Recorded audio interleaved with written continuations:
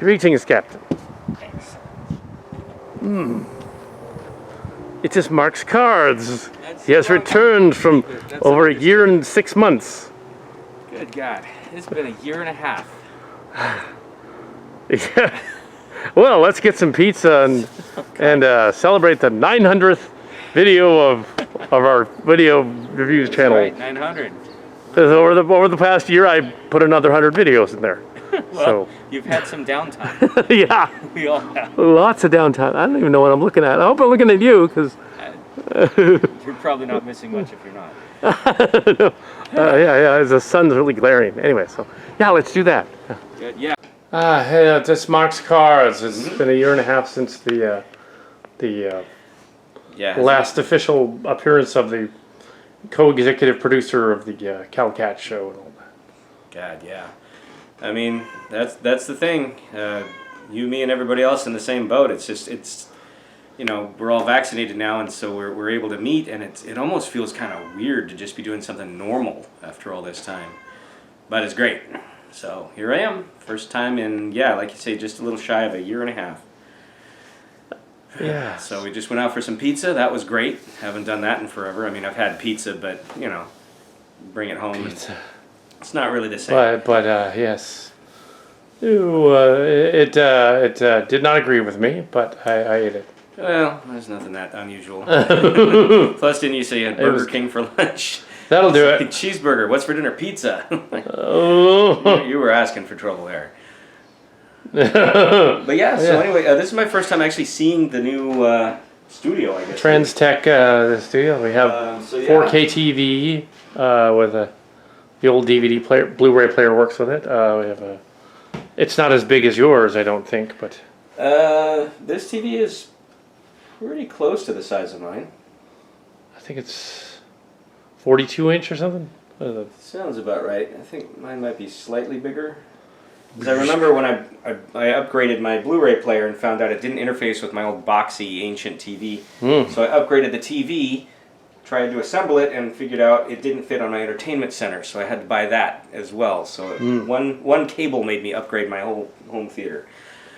Yeah, this is the old TV's home center, and that is a table from the 60s, from the living room. Oh, I recognize and they happen to be at the same height, so yeah. As you see, it's a little larger than the center. But yeah, the old TV, it died, so the old one. So it's weird anyway. But yeah, here's some Transformers from the All Transformers Mush. How much of All Transformers Mush have you actually seen? I am woefully behind. Probably the first couple episodes. Yeah, that's about right. Probably not that I don't intend to watch it, but I put it this way: during the early days and the heart of the shutdown, I found myself furloughed for a little bit. So I was working, but only a tiny percentage. So I found myself with a whole lot of time on my hands, and like a lot of people, I started watching a lot more stuff online. Took up a bunch of hobbies. Got really into cooking. Then work went and picked up again because the line of work I'm in is considered essential. So even during stay-at-home orders, I was allowed to go out and continue working. So I never really had as much downtime. So that's where people are like, oh, have you seen the latest Mayor of Easttown or whatever? We marathoned through 10 series last week, and I'm like, I don't have that kind of time. Lens flares. Well, nobody wants that. Who has lens flares? But yeah. So anyway, that's the long and short of it. What I've been up to for a year and a half has been pretty much either busying myself with, like I said, I really took my cooking game up quite a bit. Either that or grocery shopping or work, and that's been about it. So yeah, just getting out and doing something normal is quite a treat. So anyway, let's get your perspective. We just keep rolling, or Now the red light's on. it's a newer one, slightly newer than I could get out the old one that you're familiar with. No, this is fine. I mean, it's newer. It's from last year and a half ago. It's that old, but it's newer. Yeah. So anyway, how has your experience been since last we spoke? I mean, we've been in touch on the phone plenty, so it's not like I don't know what you've been up to. But yeah, we've been going behind the scenes of the all the way through all Transformers Mush, even though Marx Cards hasn't been on the set, but pretty much I've told him plot analysis. He probably isn't going to remember any of it, but some of it, the plots as they went along, and it'll be all brand new when you watch it. You'll be like, wow. Yeah. Well, I'm a YouTuber, so Yeah. anyway, I don't make any money though, so don't think I'm rich or anything. No, you got to get like about 100,000 subscribers, and then you can monetize. I think the way that they do, that is they cheat. I think they cheat. I think what they do is the guy's already rich to begin with, or at least a little well off to begin with, and they go on YouTube and they're all like, I want to buy 10,000 subscribers from India to make it look like my channel's big, and then that'll entice other people to come to my channel. It's probably just more like algorithm hacking and hacking. bots. But I don't know any of that stuff, and I wouldn't buy anything from India. So any algorithms. You wouldn't buy anything from India. What about Indian food? It's a little spicy. No. What I mean is like I wouldn't cheat to get on YouTube. My channel's been around for since. Well, this particular channel, we have 2007 and July. And the other one is 2011, and the Chimera one is 2014, I think, something like that. And we put Star Trek Chimera on there, and other ones that are sort of just sitting there. There's the Disney parody channel and all that. So this is like the 900th episode of the reviews channel. So it's not a Cal Cat show thing; it's a reviews channel thing. Yeah. But it's the same people. During the COVID thing, I discovered that you get a lot of fake phone calls from all over the place, almost constantly, especially during two political races that happen. You get to, and we won't do that, so we won't talk politics except to say that those calls sucked. And we don't want to get demonetized, even though technically, I don't think we are monetized. No, but nobody likes robocalls, and man, they were epidemic last year. But I hope you're not getting too close to me, so that I'm like giant, head floating. I'm not cropping off any part of your head if that's what you're worried about. But close-ups are a good thing. That's why they're in movies. It'll be unsettling. Yay! I wouldn't think so. But yes,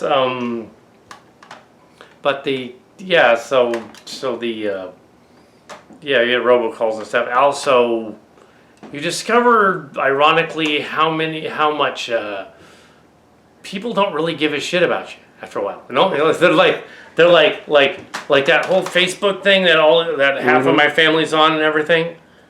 Like the bots and the algorithms would respond and say like, "Oh, birthday," or whatever, or "Oh, somebody's having a party," or whatever. And they weren't sending them; the bots were. I literally got no Facebook contact from anyone for a year and a half. Wow. Nobody contacted me. Algorithms contacted me.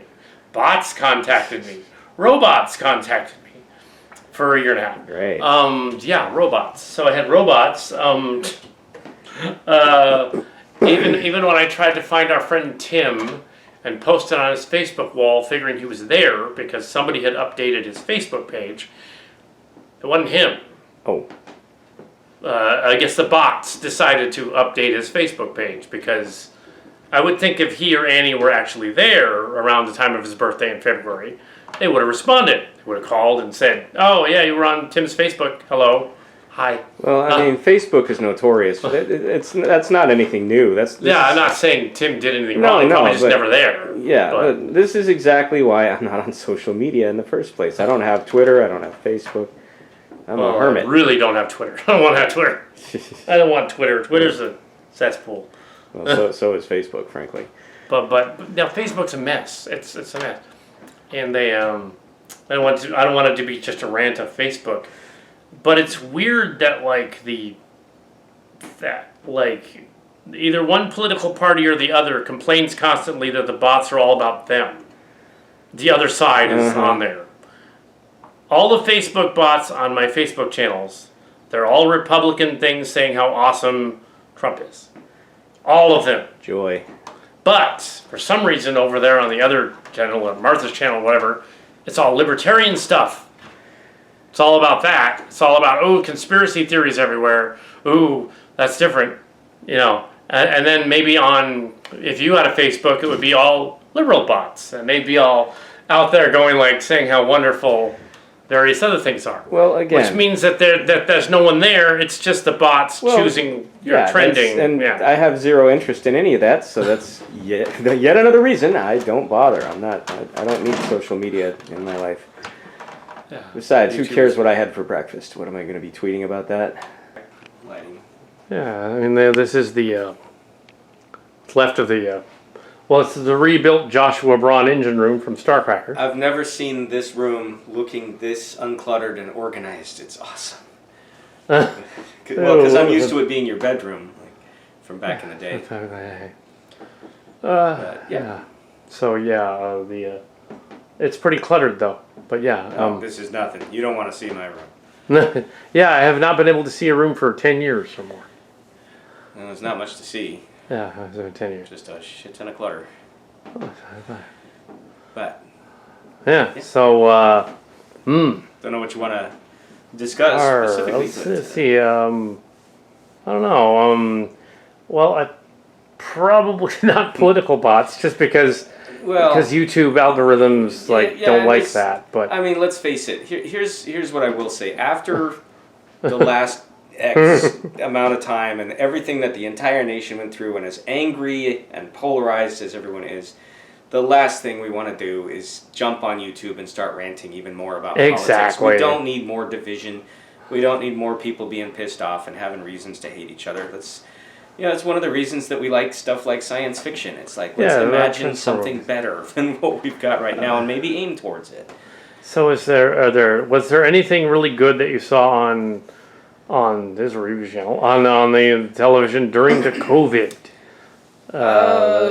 Various shows or programs or whatever. See, now it's been so long. I'm trying to remember. Like I want to say stuff like Picard, but I'm not sure. Was that even before? That was before. Yeah. See, it all bleeds together. I have the DVD of it. Yeah, I should get it. Well, let's see. Lower Decks and my cameo there as I got eaten by a salt vampire. Okay. I haven't seen Lower Decks. That was pretty funny. It's a salt vampire. It's gonna get you. So no, it's not. Wow. Oh God, I'm trying to think, but I really didn't watch a whole lot of movies. You'd think, that like everybody else, there's all this downtime, but it just didn't really seem like a priority. Honestly, I spent more time in the kitchen cooking than I did watching movies and TV. Recently, Raya and the Last Dragon was during. I did see Raya and the Last Dragon. They actually did most of that in over. They did it over Skype. Most of it. They had like the animators doing all their stuff separately, and then sent in the footage. It's kind of amazing that like Hollywood figured out ways to keep the movie machine going. Even during the height of the pandemic, they figured out like, all right, what we'll do is we'll get our entire crew together, test them to make sure nobody has COVID, and then we'll just make like a self-contained village with nobody coming in or out so that COVID can't get here. And then we can do things like kissing scenes or that you couldn't do otherwise. But yeah, so the movie machine keeps cranking along. That's why we're getting like 2 or 3 more Marvel movies sometime this year. But yeah, as far as recent movies, I did see the new Disney Cruella movie. We were sort of chatting about that a little over dinner. I rather liked it. It's not an essential movie by any stretch, but I like what they did with it. The production design was really neat, set during the swinging 60s in London, and they captured all of that really well. Plus 2 great lead performances. I forget the actress who's playing Cruella, but she was totally vamping it up in that. And Emma Stone. Emma Stone and Emma Thompson. Thompson. I almost said Watson. No, Emma Thompson. Emma Watson could have been interesting. It would have been a very different movie. Very but different yeah, movie. they're both playing these sort of like deliciously, not evil, but like wicked sort of characters, and they're clearly having a ball, which is why I enjoyed it as much as anything. But yeah, I'm blanking on it's. I saw Falcon and the Winter Soldier. That was good. I've only seen like the first 2 episodes of that so far. WandaVision, we saw that earlier on. We did both watch that. Yes, and I did Through love Skype. that show. Yeah. That was a very pleasant surprise. As I remember, the first, it took a while to get going, but by like episode 4, it was good. I think even after the first episode, which was mostly all set up, they did just the right amount of like. See, I don't want to call it mystery boxing because that's more of an Abrams thing.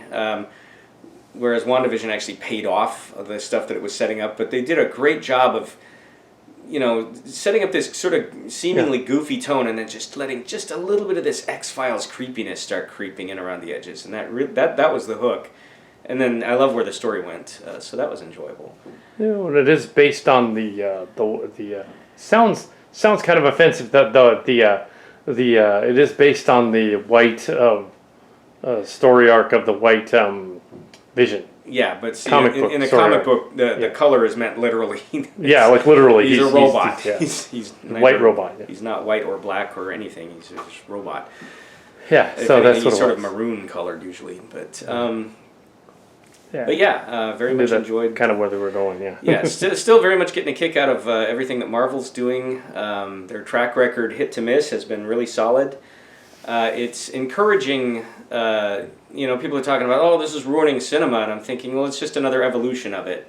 Yeah, sure. Now everybody's trying to do like these cinematic universe things, but what DC has proven is that you can't just rush right to the finish line and go straight for your version of the Avengers right out of the gate.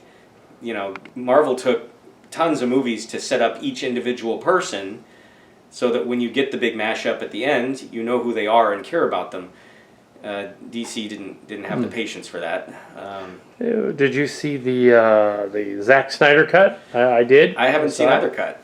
I have zero interest in that movie. Zack Snyder cut because he improved on the other one. Supposedly, In hindsight, of course. See, that's the problem, and it's just like without going back into Star Wars and all of this, but the general lesson that studios should be taking is that you need to have a plan of attack, and the reason the Marvel movies work is they've got a core team of people that's all they do is plan out the plots way ahead of time, so they can. They have a Cal Cat and a Marx cards. They have a John Feige and the other guy.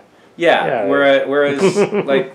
They have one of them there. If you do it wrong and you just hit the mash button and say go, like with Star Wars, let's have 3 separate movies done by 3 separate teams was the original thing, and each one of them could just do whatever they wanted. So you were guaranteed to have clashing visions. There was never going to be a cohesive arc, and if you saw the movies, there isn't one.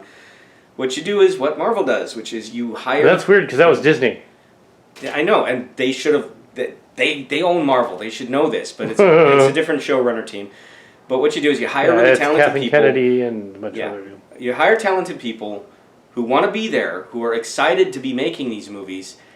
You give them a shit ton of money, and then you stay out of their way and let them. I mean, I'm sure there's a lot of oversight, but the difference in tone between Thor 2 and Thor 3 is enormous. And 3, obviously, in my opinion, is the superior, because again, they hired really talented people and turned them loose. And, and if you're going to do a movie about Ragnarok, the end of the world in the Norse mythology, it's got to be fun, because otherwise it would be too gloomy. If it's just exactly. Well, they tried gloomy, and that's the lesson that fortunately they learned was Thor's not the dark, broody character. Don't do that. He's the fun, goofy, the Marvel hammer swinging guy who's kind of doofy. They have other characters who could be more dark. But when they tried to do that with that character, it didn't work, and the fans didn't like it, and they realized, and they course corrected, and that's the difference. Whereas, like with what happened with the Snyder cut was, I guess the studio wasn't on board with his vision, and then he had this personal family tragedy tragedy, that he had to leave the movie, and so they brought in a guy who's like the opposite of Zack Snyder. And of course he kind of fucked it up. Yeah, a little bit. And supposedly it was like a really toxic atmosphere. I wasn't there, but Well, the stories that you hear from behind the scenes are pretty troubling. that it was, they say Whedon was abusive and a total jerk behind the set, and some of the producers. And so it's a toxic environment. A guy who doesn't particularly want to be there, and it's just this mishmash of a movie. So by default, I would expect the Snyder Cut's better, just because it's his vision. I'm just not a huge Zack Snyder fan, frankly. Although that zombie movie with the supposedly that's one of his more fun movies. That's my problem with him. Is like he doesn't like fun. No, there was kind of there were moments that would have some levity. But like, look at Watchmen.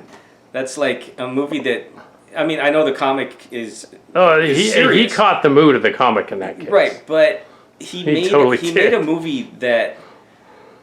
And when I say fun, I don't mean goofy fun, like a campy sort of adventures type romp, but it's a movie that's bludgeoning you over the head. Or this is the way it felt to me, with like how awesome and serious it is, and it's constantly reminding me that I'm watching a Zack Snyder movie instead of just pulling me into the story. This was my basic take on it. Is that it's a movie about an enjoyably intriguing, stuff, all these mysteries and stuff, but it's a movie that seems afraid to have fun, and the proof of the pudding in my book is the Batman movies. Yes, Batman movies can be dark, but they don't need to be punishingly grim and gray and just you bleed. It's just like, I get it, Zach. It's serious, grim, dark. You're so edgy. But I don't want a Batman movie. I don't want to sit through a superhero movie that feels like that, especially if it's 3 hours long of just, why did you say Martha? Oh, you had a mom. I'm going to beat the shit out of you some more anyway. And like, what did he say? My Batman could get raped in prison. That's how edgy my Batman is. I'm like, wow, I'm so impressed. It's like, I can't wait for Zack Snyder's Care Bears, the gritty reboot where Grumpy Bear gets raped in prison. Strangely awesome. And fucked up. But that's the thing. Like, you wouldn't give a movie like that to Zack Snyder. Somebody who could pitch it and say, my movie doesn't have prison rape in it and it's fun.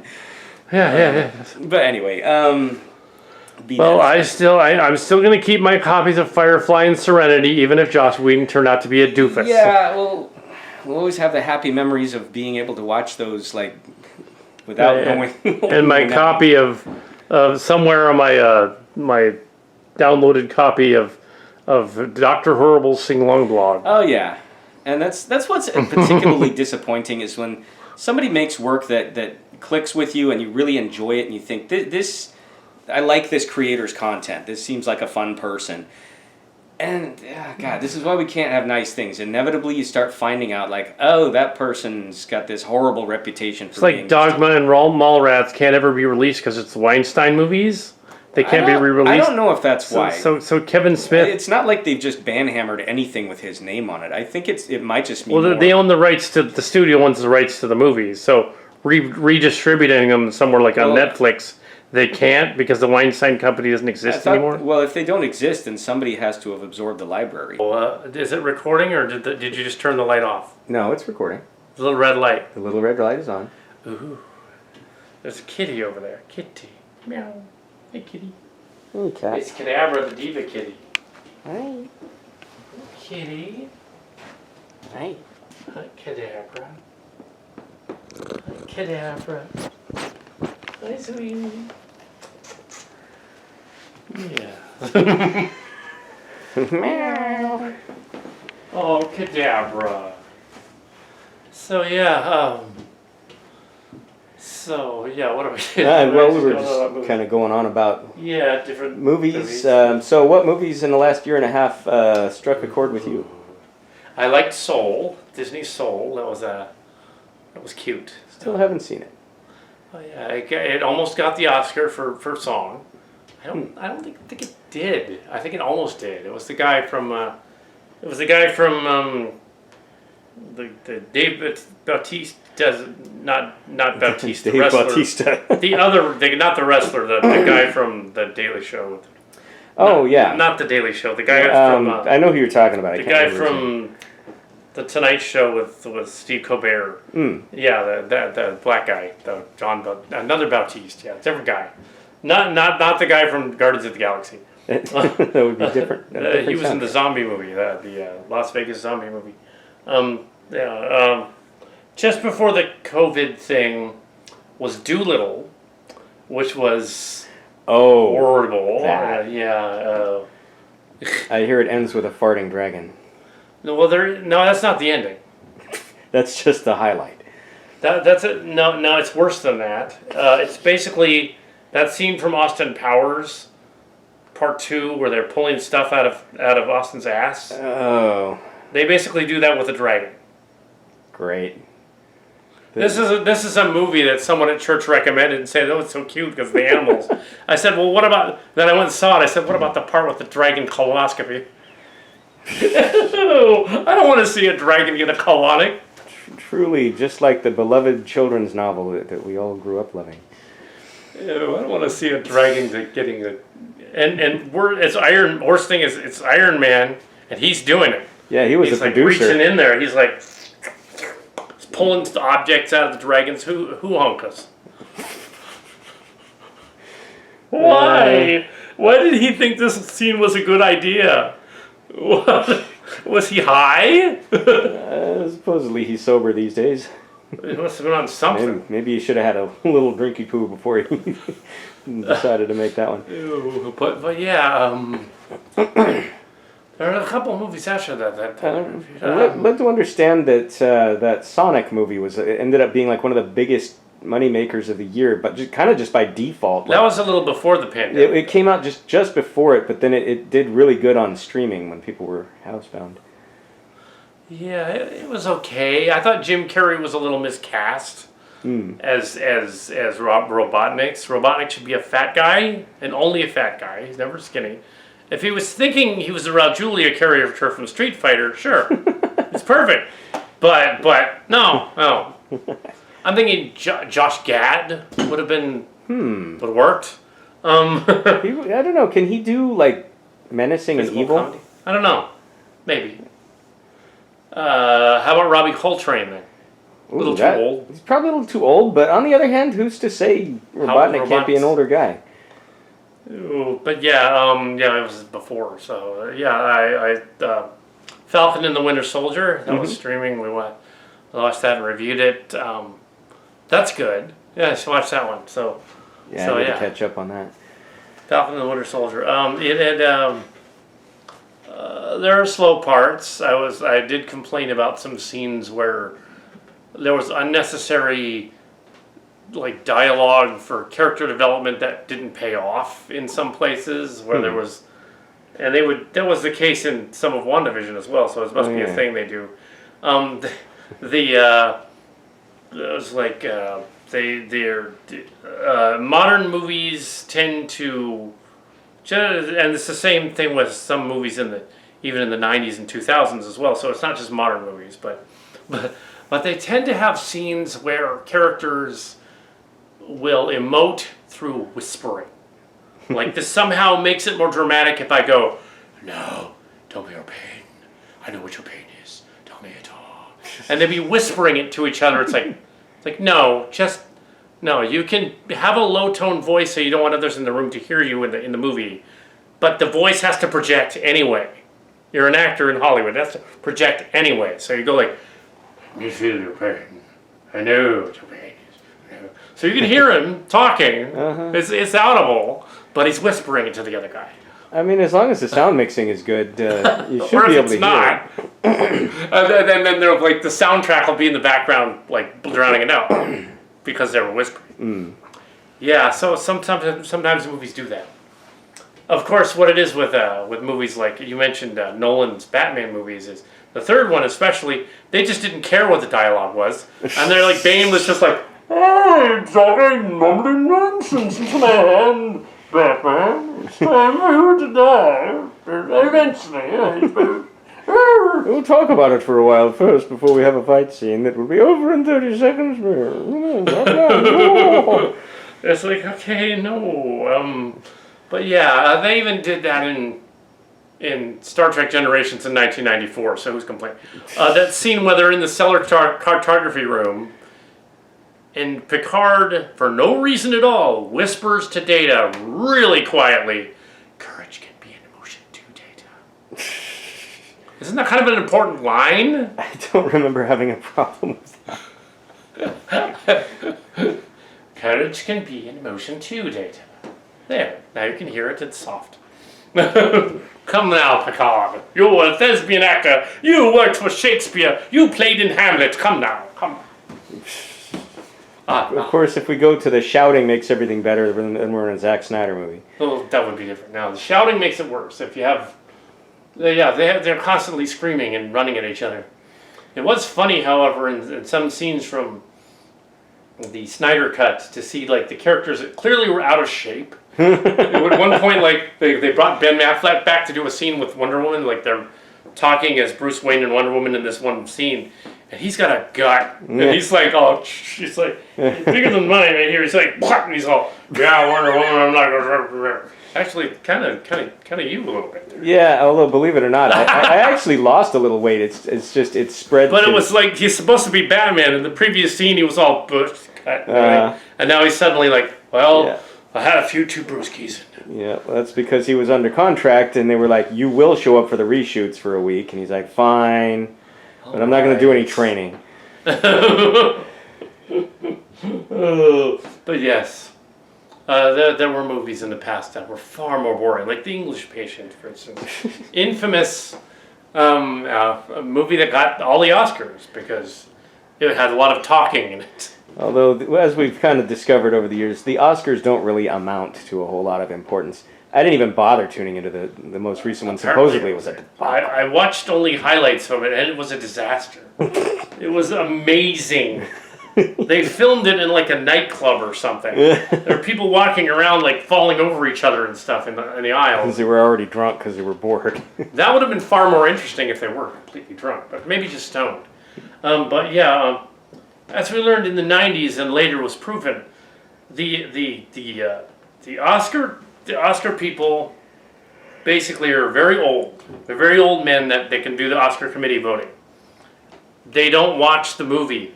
They watch 15 minutes of highlights of the movie and then say that the movie is an Oscar worthy or not. Or they don't even watch the 15 minutes and they vote for the one that's got the best title that they like, or it's got that nice Tom Hanks, it must be good, I'll vote for that. So sometimes they tried to trick them with titles, like when they released a movie called Crash that had nothing to do with Crash, to fool them into giving that movie an Oscar when the earlier Crash probably actually deserved it and not the later one. It wasn't a remake, it was just a movie with a similar title. Or the time that they desperately tried to the Julian Assange thing was big, so they decided, well, the title for our movie is boring and it has nothing to do with Julian Assange, but if we put Assange in the title, then maybe more people will go to see our boring movie and we'll get an Oscar nod. August Assange County has nothing to do with Assange County, has nothing to do with Julian Assange. They just chose that title because, oh, Julian Assange is in the news, let's do that. They probably didn't even know who the guy was. They just, oh, title, okay, yeah, we'll try to get an Oscar. It worked, they got an Oscar. I don't think I'm familiar with that one. August Assange County. It was not filmed in Assange County, and it was not about Julian Assange. Or I Heart Huckabees, which I Heart Huckabees. Thankfully not about Mike Huckabee. No, that one they didn't get an Oscar. That was too schmaltzy even for them. The Oscars are like, no, your movie's not going to. God, that's like when I Am Sam was like, I think they just assumed they were going to get the Oscar just by premise and casting alone, and that movie was so bad. Oh my God, I Am Sam. Well, they were trying that whole Forrest Gump dumb thing. We're going to just keep lightning in a bottle and do another version of Forrest Gump with another special man. No, your movie, no. They don't treat people who are differently abled as, they're not honest about it. They treat it like it's this almost mystical thing, and like that's when it becomes like super treacly. It's like Forrest Gump. His way of seeing things is like a magic philosophy. No, he just has a low IQ. Yep, and the writer of that was actually pissed at the movie, and he's like, I'm going to make a sequel book to this that they can't film a movie out of. So he wrote Forrest Gump and Co., and he made it so tricky and bad, and he made him so evil, that it's like, okay, there's no way they're making a movie out of this. In the opening scene, he practically commits a crime. It's just like, no, they're not going to make a sequel. There's never going to be a sequel to Forrest Gump. And supposedly in the original book, isn't he like 300 pounds and kind of mean? That was kind of in the sequel, yeah. Yeah, and in the original too, yeah. Like he wasn't supposed to necessarily be likable. And they're like, no, we'll cast Tom Hanks, and he'll be the soul of America. The I Heart Huckabees one is all the more trickly and ironic because it was clearly a campaign ad thing for Mike Huckabee, who was running for, I think, governor back then, governor of Arkansas or something. So he wasn't on Fox yet. So he was running for governor, but he was going to be a host on Fox. It was going to be eventually like that. That was part of the deal. You see that they had. They were going to put Mike Huckabee on after he was done being governor of Arkansas because he was going to run for president. That's what it was. So he's going to run for president, and he lost. But That's because everybody doesn't heart Huckabee. no, nobody's hearts Huckabee. That story was amazing. I discussed it on the channel here before, but a couple of times. Just since I got a snide comment from somebody who, you just don't understand this art, and I was like, oh goody, I get to overanalyze this. I'm going to go back to my 4-minute review and make a 30-minute review explaining that I do understand art and that this was not it. but yes, but yeah, so they made a very elaborate ad campaign on a par with the famous Blair Witch Project ad campaign. They set it up so they even redressed Walmart stores as Huckabee stores and filmed them and said Huckabees exist and ran ad campaigns on the early internet. So go to the Huckabee store and all this. They spent a shit ton of money on this movie on advertising for this I Heart Huckabees movie. They had a full ad campaign with a storefront and everything and a whole run through, and they really wanted Mike Huckabee on board with this movie. And they just went all Huckabees, yay, Huckabees. It isn't a real place, it doesn't exist, it never did. It's a Walmart, basically. Does the movie have anything to, like, why would they want Huckabee on board if it didn't have anything to do with him? They thought because he was a governor running for president that it would give them more people come to watch their movie. So they're like, yeah, I heard Huckabees, yeah. Seems fairly illogical. It was extremely illogical. So this big ad campaign went along with it, and irony of ironies. It had Mary Steenburgen in it playing a paranormal investigator, and the other guy was too. And that's what this one critic person complained about to me on my website. It had Mary Steenburgen acting in it. Yeah, that was the only good part. It's like I could have watched her on the X-Files. It would have been better. It's like she could have been doing something else.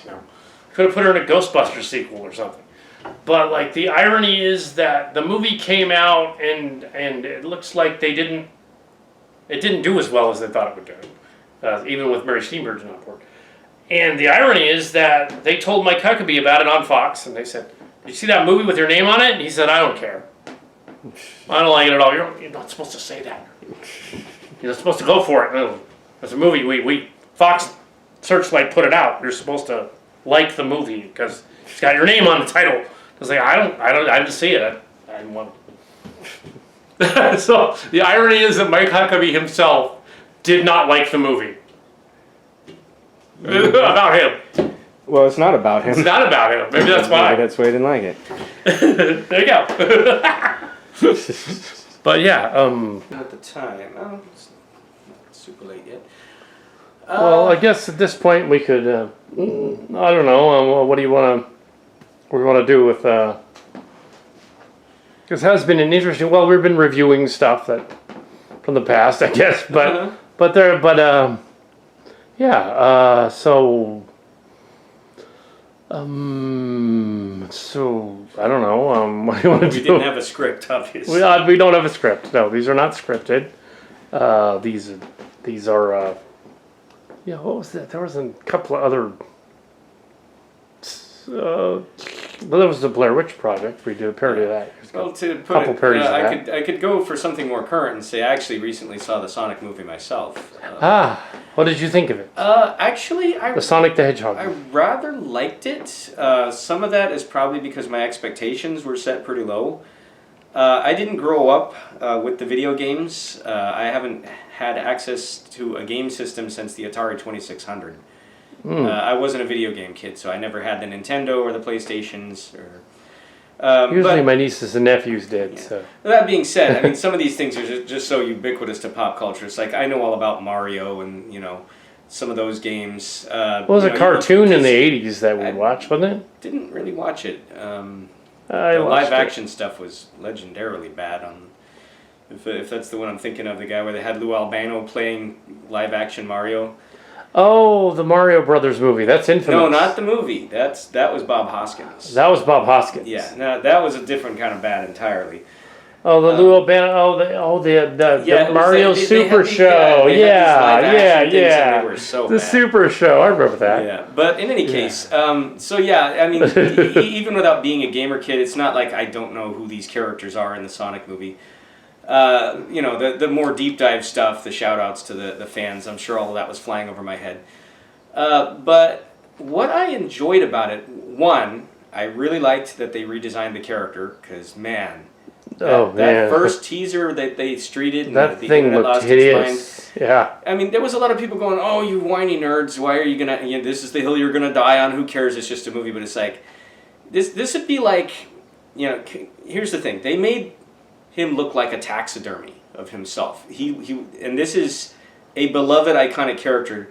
It would be like if Disney said, "We're gonna make a live action, CG hybrid Mickey Mouse movie. Here he comes," and he turns around, and he's just like teeth and tiny little eyes that are beady and like, just, "Hi kids, I'm Mickey Mouse." You'd be horrified. You'd just be like, this is a beloved icon that means, something to the children who grew up with him. Why would you make a decision like that? And that was kind of the point, I think, was, yes, you could say people might have overreacted or live action Lion King. I think that's just the internet having fun with it, honestly. I thought some of those memes were hilarious. But it was like, this is a very big and basic misstep right out of the gate. If you've taken an iconic character and made him look ugly, you're guaranteeing that the movie's going to fail. Because the people who would otherwise go to see it and maybe even enjoy it are going to hate on it from afar, and it's going to tank and you're going to lose millions of dollars. They listened. They actually listened to the outcry because they realized, like, oh shit, we're going to lose our shirts on this movie otherwise. So they brought in a different guy to redesign the character who was obviously more of a fan of the character. So the character actually ended up being very cute, as opposed to nightmare fuel, like in the first iteration. So I did appreciate that the character designs were really nice. I actually, and I'm not trying to hold this up as some kind of a masterpiece of a movie. It's not really trying to be. It's going for cute and entertaining, and I think it sticks the landing on both of those.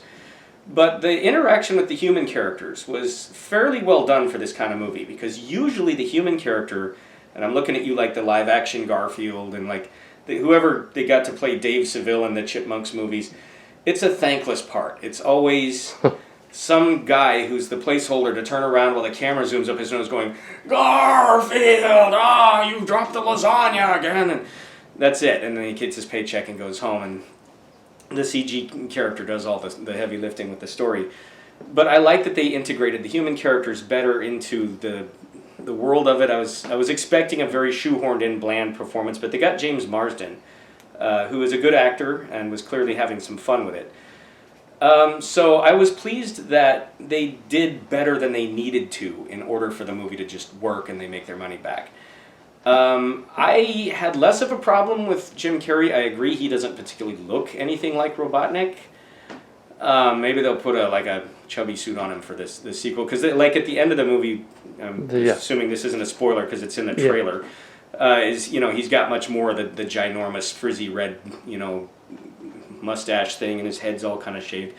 So it's like, all right, I think the first movie was set on Earth by necessity. All of these franchise movies do it. They're like, all right, our lead character, He-Man, like He-Man, was a great example of that. It's like, yeah, but we don't want to go too otherworldly because He-Man should have been otherworldly. It should have been, but the studios are always going to be too scared to do that. Even Marvel, initially when they were going to do Guardians, they commissioned a version of the script that didn't have Rocket and Groot in it because they're like, well, that's dumb. Yeah, we'll go cosmic, but not too cosmic. We don't want to go. People will think a talking raccoon is stupid. And it was, fortunately, the guy directing, James Gunn, fought for the raccoon and said, I need this character, this works, trust me. And now he's like, Rocket and Groot are fan favorite characters and worth bajillions in merchandising. But the Sonic people were the same way. And I can understand it. There's never really been a particularly good video game movie. Like Super Mario Brothers gave them cold feet for decades because that was such a bomb.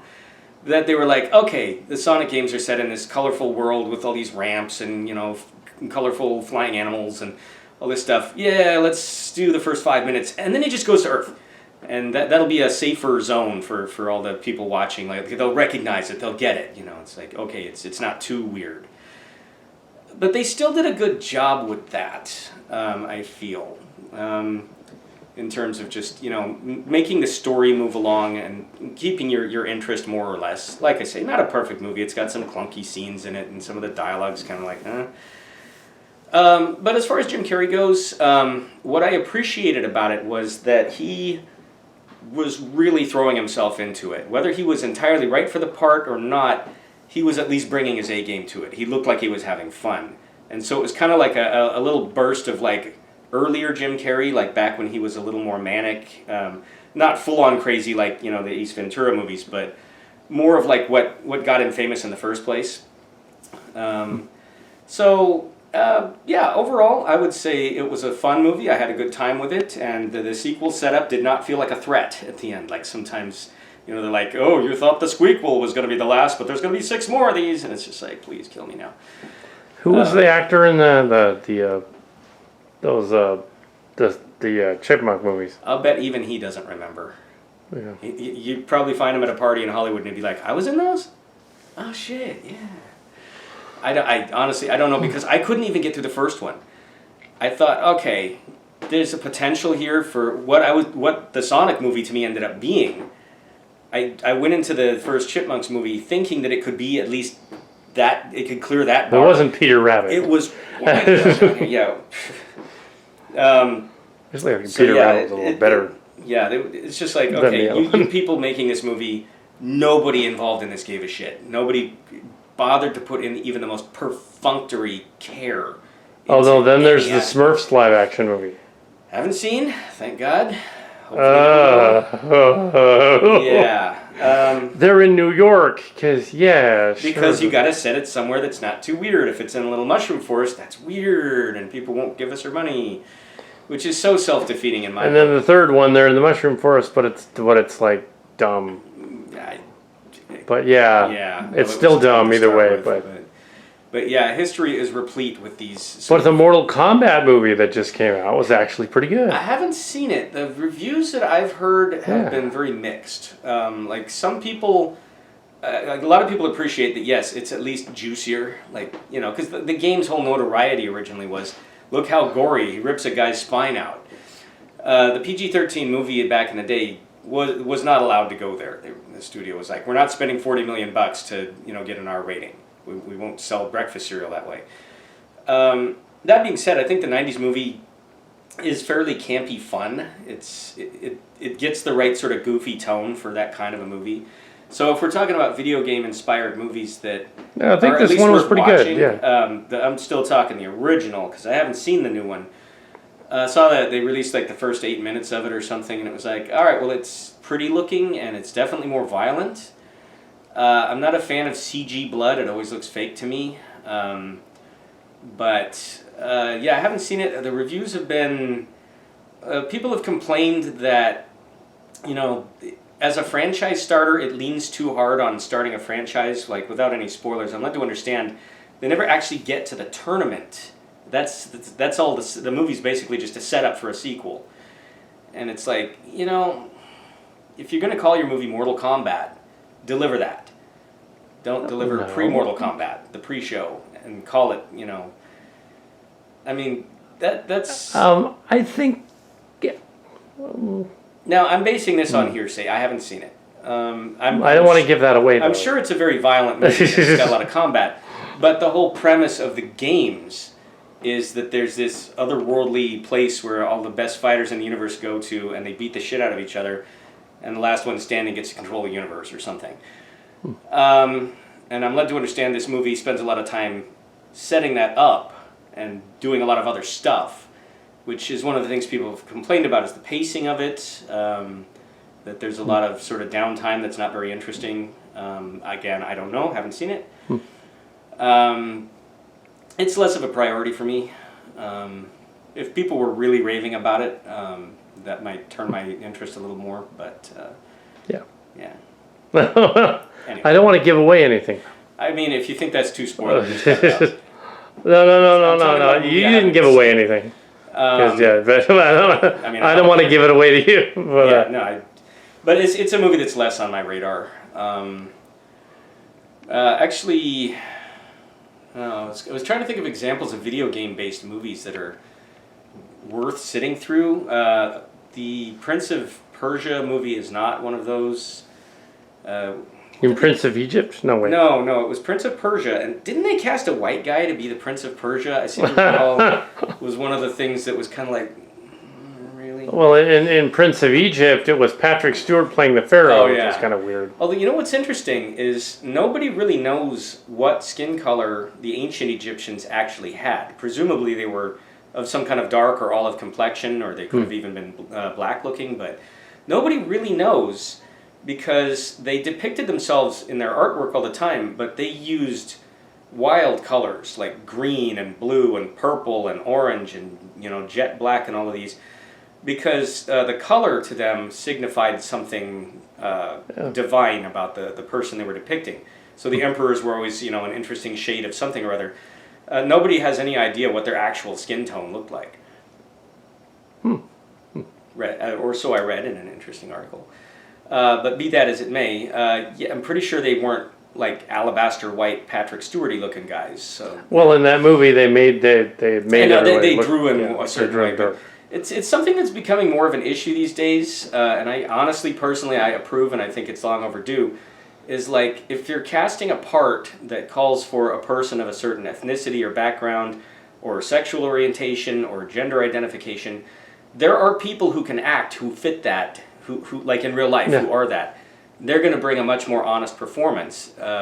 Hiring, someone who isn't transgender to play transgender feels a little like somebody playing dress up, like playing pretend to get Oscar bait, and it feels a little marginalizing, or so I would imagine. So there's been more of a push in recent years, just like, all right, your movie has a transgender person for the main character, find a transgender actor. There's plenty of them. Give them some work. Don't just shoehorn them off into the sideline as the comedy relief sidekick character for 5 minutes and let Joe Straitman play the transgender character. It's like, it'll be more authentic. So, like on the Council of Geeks and the Jesse Gender website. They discuss that all the time. Do they? Council of Geeks and Jesse Gender. Yeah. Oh, not familiar. There are two transgender characters that discuss. One of them is he became a woman, so for sexual reassignment, and the Council of Geek guy is gender fluid. He identifies as gender fluid. He just has sort of the Bill Holtz look kind of going on.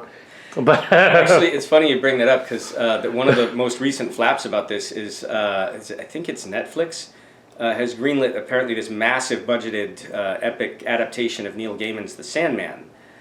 And they've announced the casting for all of these beloved characters. I'm familiar with that. It was really big. I want to say it started in the 80s and it ran through the 90s. It's this multi-volume set of graphic novels. And the lead character is Death, I think. His sister's Death. How are they going to adapt that? It's like the Dark Tower. That's been one of those big questions, and that's one of the reasons. That's like the Dark Tower. How are they going to... The Dark Tower, they completely... they botched that because the script sucked. Let's do part 1 and part 7 They didn't have the confidence in the books, so they just smooshed a bunch of shit together and hoped that it would work, and it didn't. But Gaiman is on board with the Sandman series, so it'll be truer to his vision, whatever they end up doing. But one of the characters in the books... is he's not, what do you call it when someone basically identifies as every gender? Gender fluid. Gender fluid. I believe the character, I haven't actually read the books, but so this character's whole shtick is I think that's that they are whatever you want them to be. Like whatever you're into, they can be that.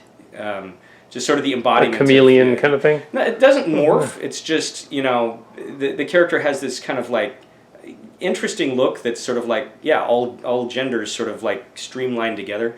So they found an actor who is that in real life and who can act, and auditioned, and they loved this person. They were like, this is this character. So they announced the casting, and some people online started flipping their shit and going, this is them pushing this agenda down our throats with they're going to rewrite, what's next? They're going to make an Abraham Lincoln movie where he's gay. Oh, this gay agenda. And Neil Gaiman was like, first of all, I give zero fucks about your butthurt. Second of all, have you read the books that you're claiming to be so upset that they're ruining? Because no, they never have read the books. He's like, because this is that character in the books. Read it before you get all whiny. But he's like, basically, I don't care that you're whining. Just know that you're an idiot for complaining about a book that you claim to love that you haven't actually read. Anyway. So, yeah. Okay, so, of course. Mm-hmm. But, I guess you can... Yeah, it's fine. So, so I was watching a bunch of the some of the other YouTube channels where they're, that funny Randy Rainbow spoofs of presidential political figures, the gender character and the other one, Jesse Gender and Council of Geeks, and other ones that are discussing YouTube politics and drama and whatnot, and Star Trek Discovery last season, because more to your point of your story, brought on 2 transgendered characters. And had them in the background. One is a Trill, and the other is sort of like... Kind of makes sense for a Trill to be transgender. Sort of a head Baltar 6 thing in her head. Huh. They're ripping off BSG, basically. Pretty much. For that one. but at least the actors are actually like gender fluid, transgendered, and they're like... Then they're like, the young actors, they're like 18 or 19, but they're playing younger. Huh. So... That's cool. They hired on some actors that are it's nice that these people like they can act. It's like give them a job for God's sake. I remember back in the day when they did it's like miscasting, getting everything wrong. Like they have the Avatar: The Last Airbender series was made as a homage to anime, but it isn't anime. It's an Americanized Nickelodeon version of anime. But they did a really good job with their homage. But then M. Night Shyamalan decided to, and with the creators, decided to make his own movie, and got everybody wrong. Every single character. Every character was completely miscast. Gender, race, whatever, they were all miscast. He didn't miscast the gender so much. There's no race, mostly. But like he took like Fire Nation of the Indians. What? Not in the Eskimo anime. lady isn't an Eskimo. The little boy isn't Chinese. He's some white. Random white kid. What? It's supposed to be Chinese. Not only that, but they squished the entire first season into 90 minutes. It seemed like it was 2 hours. It felt like it was 2 hours because it was boring. They didn't do it right, and the earth-bending scene was rocks. Potato bending. And they did a karate form in it. Yay! Okay. Yeah, just that's not scary. Also, in the cartoon, one little girl can earthbend like walls and spears of rock in every direction in cool ways. In the movie, it took 10 guys to do this kind of dance, and then they stand still, and this pile of potatoes very slowly drifts past them, and the bad guy stands there until it hits him and knocks him over. See, what you do with an earthbender character like Toth, for instance, the little Korean girl that's blind, in the show, she's like, what you do with that is you do kind of like that scene from that cheesy, it's Electra, I think it was Electra. She's blind, and they walk into the blind man with the pool balls, and he's like attacking him. You do like it would be similar to watching a girl version of Daredevil kicking ass, and then you discover it's a girl, and she just kicked your ass. So that's what it would be. It would be like these stunt guys run after this girl, and she's like, she looks diminutive or whatever, and she just bam! You will not stop me. This wall of earth just flies up and knocks the bad guy over his tag, and then knocks the other bad guy over tag. Like, and then she just walks away. Yeah, but you're expecting too much from Shyamalan Ding Dong. I don't think he knows I don't how think he could have filmed that. I don't think he can do action scenes is the problem. Like his version of airbending looked like somebody had stuck some leaf blowers onto this kid's arms and he was sending wisps of steam around the room. Oh, we have Kitty. Yeah, wisps of steam. Whoa. Scratchy girl. No. Somebody's wound up. Somebody's wound up. Yeah. My baby girl. You're just happy to see people, huh, Buffy? Yeah. Happy girl. Cadabra. I wonder what the other one is. Hiding. But yes, that's a triple. And it's fixed. It's been fixed. It's yes. taxidermied. Yeah. Yet somehow we'll still be spitting out babies. Unlike that short trek with the Trouble with Edward, where the guy was eating tribbles or something. Like, that's just dumb. Like, don't rip off Silly Trek. If you're gonna do it, like, let us write it. Uh-huh.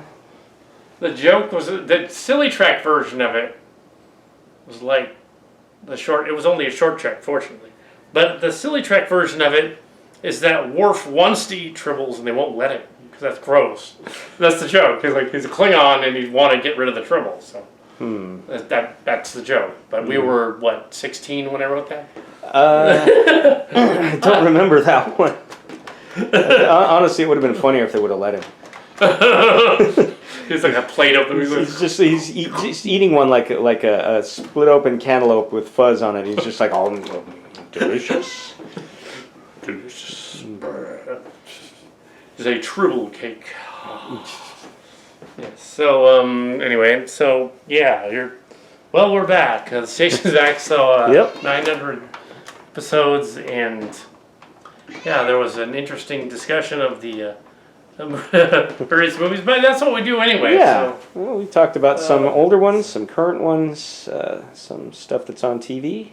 and we've done the Blair Witch thing to death, so we don't need to go there. But we've done several of those movies, including a scary, weird, creepypasta Teddy Ruxpin one with Silly Kelly. And it was actually filmed at a convention center. Oh, yeah. Yeah, we've done music videos at convention center. Oddly enough, we predated Thrift Shop. We wrote that I'm gonna pop some tags on. We predated that. We had done a parody of the Eminem's "Love the Way You Lie," but said "Love the Way You Buy." And the original version of the song was filmed in this room with no visuals. And my niece Sarah watched it and said, "You know what you need to do? You need to go to the mall and show the visuals, because otherwise you can't tell what's going on." So years later, and, what was it, 2016, I went to the mall and I filmed the storefronts to match the guy. Said to the mall security, "I'm not going to film the storefronts anyway." But yeah, as long as that wasn't commercial, it was okay. I think as long as you don't go inside the store and film, you're okay. Yeah, and even briefly in the DMB, but yeah, for the other one. But yeah, I filmed it in there and it looked a lot better because you could tell what he was like when he says Aeropostale hates me, is like Aeropostale's in the back, or whatever, or I'm gonna go to Nike factory store. There's Nike factory store in the back. Okay, now the song works, and now it's more like the Pops and Tang video. Pops and Tags video. I thought that originally it was Pops and Tang because there was a messed up rap song that his thrift shop thing is a parody of, but everybody remembers this parody because it got all the things there. There is a rap song called that, and apparently this spoof of it is so well done that it's more remembered than the rap song, which is. It's a better song than the dirty rap song. Well, the Macklemore song is very catchy. Yeah. Very well produced. And he's in a thrift shop and he holds up that thing and he goes, "That's a fucking..." But yeah, the Macklemore thing. But yeah, so yeah, your niece. Yeah, we weren't ripping him off. We were actually, ours predated. Yeah, no, but your niece was years. right. Definitely did need the visuals. Yeah, visuals. But yeah, she was also on the hand during the Q continuum scene. Oh yeah. Where, but yeah, one of our more epic scenes. Because we actually deliver the goods. What's in the continuum? that would like so it's cool not a if you were cornfield. high watching those lights go. I wouldn't know. I'm wouldn't so know. square. See, you've actually imbibed more illicit substances than I have. Ooh. But yeah, no. The extent of any wacky tobacco in around here was just a pot chocolate a few years ago, and that one party with the that one wedding party thing where we had wine and pot afterward. Yeah, which Smoked is, a I mean, peace this is pipe California. and That's as vanilla as you can get. And it was already legal then, so it was gross. Well, yeah, but I mean, Yeah. yeah, a little wine and a little pot is like, come on, there's polite college professors doing worse. It was the kind that makes you laugh too. That strawberry stuff. So better than the Milpitas ditchweed. That stuff just gets you sick. Yeah, that's just skunk juice. That's skunk weed. Yeah, Yeah. Milpitas stuff, skunk weed. Because around here, we're downwind of that Yeah, treatment plant, and anything you grow in your hydroponics is going to smell like. Yeah, Yeah, even that strawberry kush stuff from that one place, it's going to stink a little bit. It's going to have that odor. I may not smoke it, but I know the smell of it. Yeah, skunk And weed. the Milpitas stuff is cheap. And booze and stuff. And yeah, so no. But yeah, No, this channel is so straight laced. It's like, oh, yeah, come on. no, you can't even. Guys, You we're drank so- you drank no. a grasshopper in Vegas once and almost got. I had a blitzed. rum candy bar that I recorded. The candy bar, as Clint Cowpo, got me buzzed. It's like, okay, come on, you can't go. No, oh, no. But it's probably sugar, not the rum. Yeah, I don't think the candy has much in the way of proof. Wouldn't think. Wouldn't think Or so. they wouldn't be able to sell it over the counter to anybody. Well, it was from the Bevmo. Bevmo. They moved that out of the Great Mall and moved it into that other mall downtown. Oh Milpitas. yeah. But now all the drunks and lobos are over there, but I'm all in Milpitas, and there was like, yeah, now they're kind of hanging out over there. Great. By the gym. I'm sure the gym loves that. Yeah. 24-hour fitness over there. Ew, there was actually, yesterday, lucky, there was a creepy guy. He was getting in too close. I thought it was 6 feet apart, you know. It's still 6 feet apart for the COVID and all that. And the cash register lady was doing the cashiering and stuff, and this dude walks right up. He's like, right up here. He's like, and I'm like, it's like, dude, okay, you creepy. You're too close, dude. You're creeping. Yeah, what the hell? Come on. Just Back off. be considerate, if nothing else. He's like, ah. It sounds like maybe he wasn't playing with a full deck. He was probably going to say, oh, racism afterward because he was of an ethnic persuasion. But I would have said, no, it's because you're creepy. You could be a creepy way, dude. You'd still be creepy. No, I didn't have to say that. But the cashier lady was creeped out too. But yeah, so some of the people that work at the Safeway were in the Rainbow Theater thing years ago with the kids, so they know the theater crowd. But and one yeah, why am I outing? Why am I saying that? I don't know. You can edit some of this stuff out. You know, we don't have to use all of this because I think we've filmed like a good hour of footage. It's not all gold. But yeah. So there's like this creepy guy who was just. Yeah, well, it would piss me off when I go to the store and people would. You could tell the ones who just like they didn't give a shit. It's like, yeah, what pandemic? I don't care.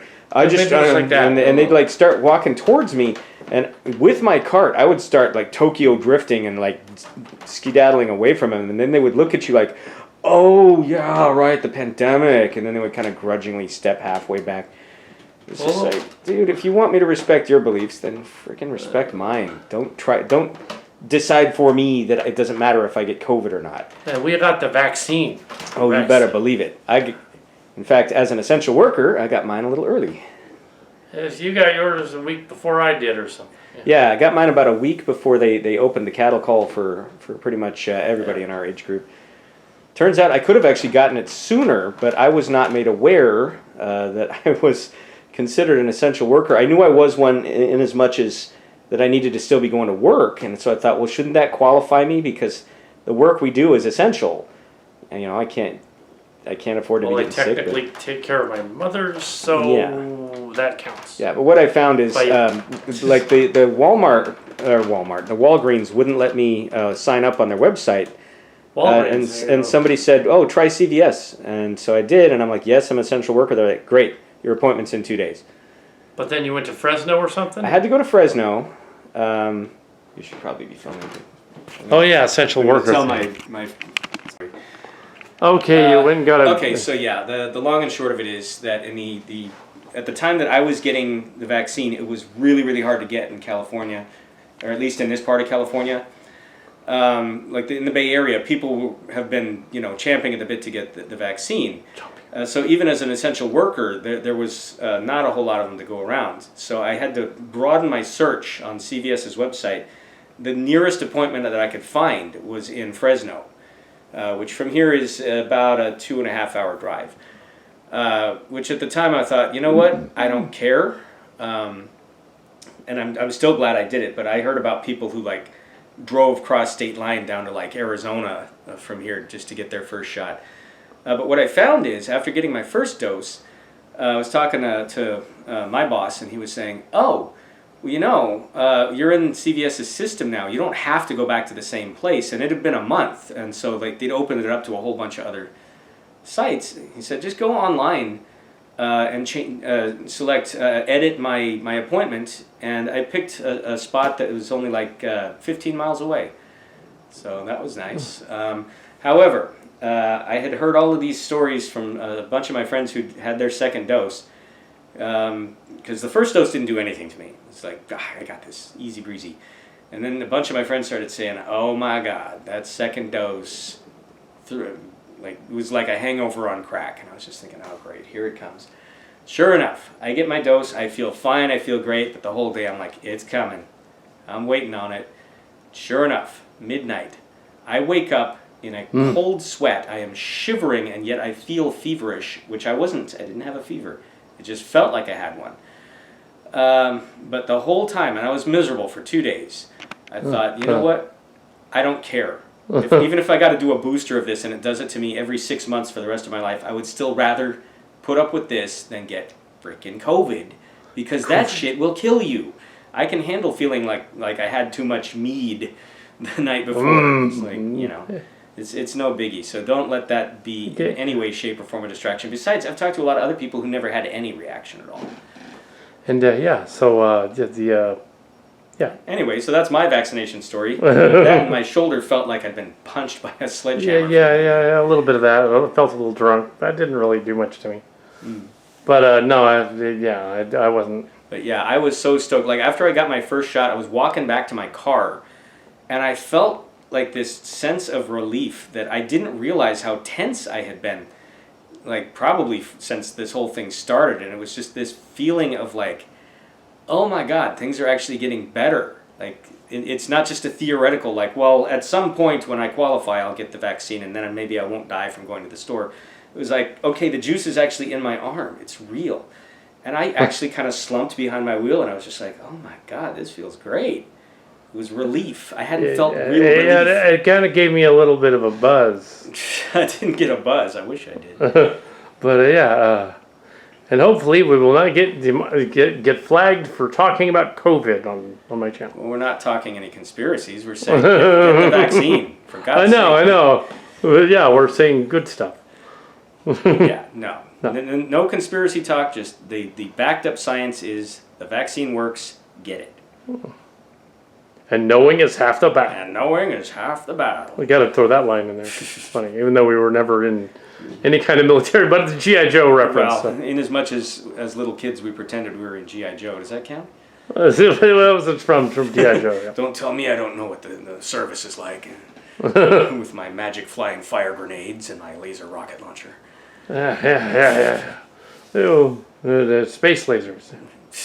Yeah, maybe that politician was watching G.I. Joe and thought Cobra was a space. thought it was a documentary. No, Cobra is not a documentary. Yeah. Oh, Destro, how little they realize. Now, here's a question. Have you seen the trailer for the new Snake Eyes prequel? I have not. It actually looked kind of good. Of course, that doesn't mean anything. Sometimes terrible movies have good trailers. Well, and then there's of course the inevitable wood rocket parody, One-Eyed Snake. Of course. They're gonna have to do it. If they haven't already shot it and they're just waiting for the movie to come out. It has, of course, great acting, like lines, like probably has great acting, like okay, mister, I've come here to fight you. I'm gonna assassinate you with an emphasis on that. Exactly. And he's only, evil little tramp. Let me get my sword out. Although, I gotta say this, their parody of Tommy Wiseau's The Room, the guy that they got to play Tommy Wiseau's character actually did a pretty good job. As well as the Disaster Artist, which was which is a Franco movie. Yeah, now Franco's kind of in the doghouse. He's kind of become like but at least his movie was good. The movie was good. Apparently he's an icky person to hear people say it, but like even Seth Rogen's like, I'm not going to make any more movies with him. Although Rogen announced he's doing, I guess he announced it a while ago and I only just heard about it, he's doing a reboot of the Ninja Turtles.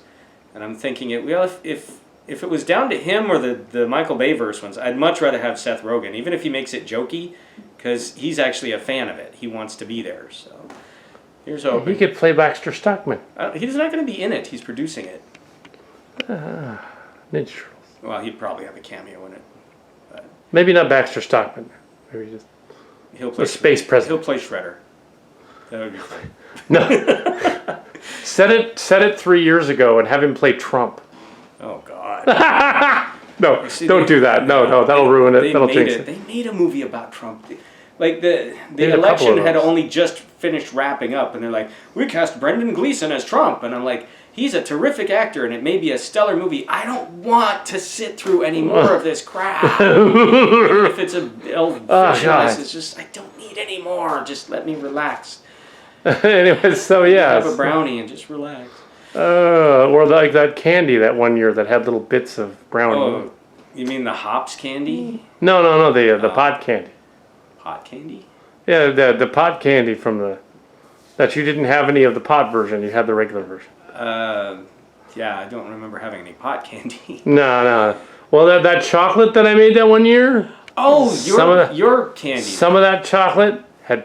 Well, not the one you had. But. Well, yeah, the one you gave me didn't have any, or if it did, I didn't do anything to Didn't do anything. Anyway, so yeah. But yeah, no, I thought. Even the one with a little bit in it didn't do anything. Oh yeah, no, the one that I thought you were talking about was that candy bar that had hops. Oh yeah, that was gross. Yeah, that was gross. It was like huffing. No, the you fumes do from the not inside put of a hops bike with tire. kit chocolate. One of my nephews had one of those. He's like, okay, yeah, that's one thing you don't put in mix with beer is chocolate. Yeah, don't do that. Chocolate stout maybe, but yeah. No, So yeah, let's put raw hops in it. Anyway. So yeah, let's wrap. I guess our wrap up's getting late. We went on to reviewing candy. Yeah. Anyway, so yeah. But anyway, so it's a work night for me. I'm gonna have to hit the road, but yeah, it's been great to be back. From here on out. I don't know. Is the food court at the mall open? Yes. Probably do that next week. Okay. Yeah. But I'm sure you won't miss the tongue key place is dead, and the hot dog and the stick is dead. Oh, really? That's how you know a pandemic's serious, when it takes out the hot dog on a stick. Anyway, so yeah, that's. I think it's getting late. Yeah. Anyway, so and I'm gonna. Yeah. Weird selfie. Yeah. So this has been the 900th episode, and we're just shooting the shit the whole time. Yeah, right on. We used to in the olden times. Like the old times, for the COVID times. There's a light at the end, literally.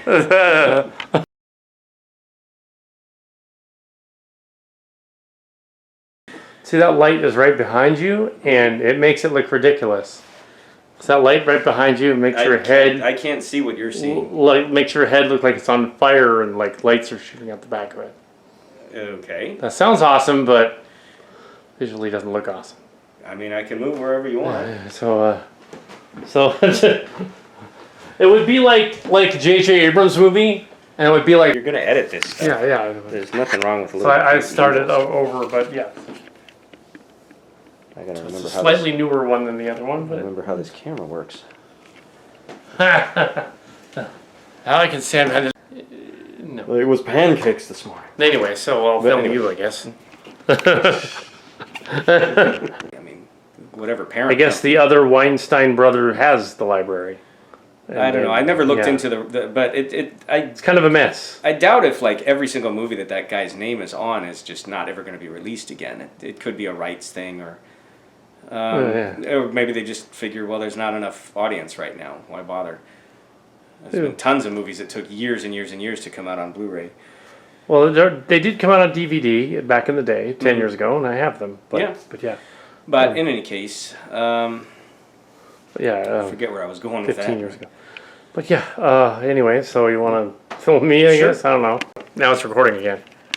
Alright, let's get you situated where you're not being whitewashed. Whitewash. In a racist capacity. racism. Yeah. Anyway, so. I don't know what all that was about, but anyway. I'm not sure either. Hard Huckabees. I had to get to my. Yeah, the camera's getting a little hot. Bothered. Actually, it is getting kind of hot up here. I'm sweating a little bit. We could go downstairs and do a double thingy. Well, I'm not sure. What is the situation? And he kind of resembles one of my nephews, which is funny, I guess. We're probably going to be done pretty soon, I imagine. I would imagine so. But, yeah. Okay, there's that backlighting we don't want. Or we can be together in the shot and have it on sitting on something I for the suppose. closing. Yeah. Yeah, we can try that. Or we can just go back and forth like we've been doing. Just going back and forth like we've been doing. Closest I ever got was a secondhand high at a Yes concert. Well, there was, yeah. Well. But you have done LSD and heroin I have and not. barbiturates and fentanyl. Just kidding. No, he has. He really. No, I really have not done anything like that. No, it's no. Like I would drink a beer and I would be like. Yeah, I laughing know. in You're sleep. a total featherweight. That's the joke. Yeah. He's not. No, I don't. Please do not for 1 second take this to infer that either of us would even recognize an LSD tab if it was presented to us. No. Somebody one time at one of Dan's wacky parties offered me a roofie, and I said, "Oh, A roofie? hell no, hell no, dude! You wake up I'm and- not gonna wake up with some hairy dude." I said that happened to me once. I'm not doing it again. I mean, it was good, but it wasn't that good. It wasn't a roofie that time. We were at Tim's house, and that was years ago, and that was probably just sugar and candy and stuff. I think that was just a sugar buzz. Yeah. It was the hairy dude was Tim, but nothing happened. No. Yeah. That we want to talk about. Sure. I didn't have sex with you, dude. Oh, I'll do that. Dude, okay. Not often. Oh, just kidding.